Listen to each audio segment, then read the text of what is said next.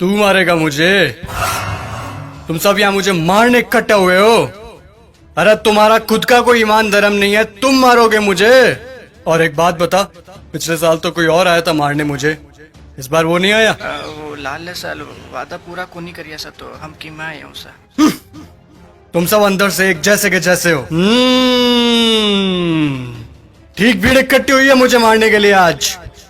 मैं माता सीता को लेकर गया था, इसीलिए मारने के लिए इकट्ठे हुए ना तुम सब आज।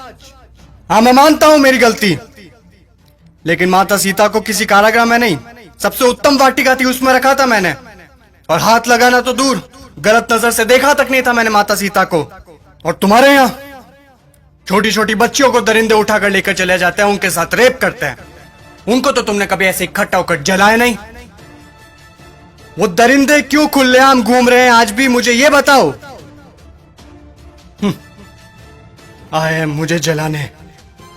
अब चोटे तू बता। मैं तो सभी वेद और ग्रंथों का ज्ञाता हूं, तूने कौन सी वेद ग्रंथ या पुस्तक पढ़ी है, मुझे ये बता। पांचवी फेल मेरे समक्ष बोलेगा तू? चुपचाप खड़ा रह तू। देख, मुझे ना केवल संगीत का शौक है, बल्कि सभी रागों का, सुरों का और वाद्य यंत्रों का ज्ञान भी है। तुझे क्या ज्ञान है वाद्य यंत्रों के बारे में? ये मारने आया है मुझे। अब तुम लोग सुनो, मेरे जैसा महादेव का भक्त ना तो कोई हुआ है, ना मेरे जैसा महादेव की भक्ति किसी ने की है। और तुम लोग, तुम्हारा भी कोई जमीर नहीं है। भगवान पलटते समय नहीं लेते तुम। काम हुआ तो ठीक, तो चलो महादेव के पास, हुए तो चलो महादेव के, नहीं हुए तो चलो इस बार बालाजी के चलते हैं। क्या हुआ? गुस्सा आ रहा है मेरे ऊपर? तुम लोग मेरे बारे में क्या सोचते हो मुझे कुछ फर्क नहीं पड़ता, लेकिन एक बात कान खोल के सुन लो, मैं चाहे कैसा भी हूं, लेकिन तुम्हारी इस मंत्री जैसा कदापि नहीं हूं मैं। मेरे राजपाट में जनता प्रसन्न रहती थी, खुश रखता था मैं उन्हें। इसकी तरह पटाखों की चोरी कभी नहीं की मैंने।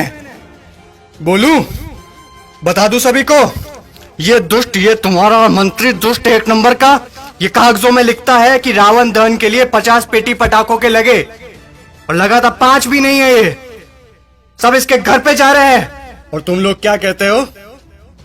बुराई पर अच्छाई की जीत। कहां हुई, कहां हुई बुराई पर अच्छाई की जीत?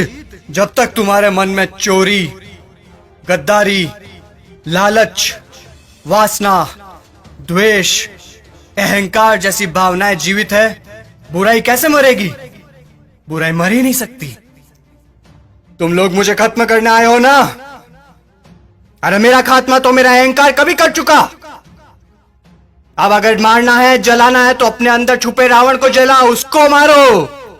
सच्चाई और अच्छाई को अपना लो, बुराई अपने आप खत्म हो जाएगी।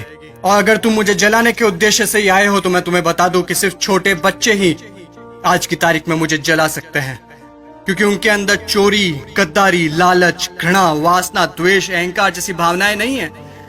असल में वही हैं ईश्वर का स्वरूप।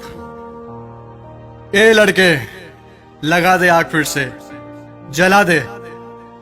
अगले साल फिर आऊंगा मैं जलने के लिए, लेकिन अगले साल मैं देखूंगा कि आप लोगों ने अपने अंदर के रावण जलाए हैं या नहीं। खुश हैं अभी आप सब? एक बार फिर से आपका रावण जल रहा है।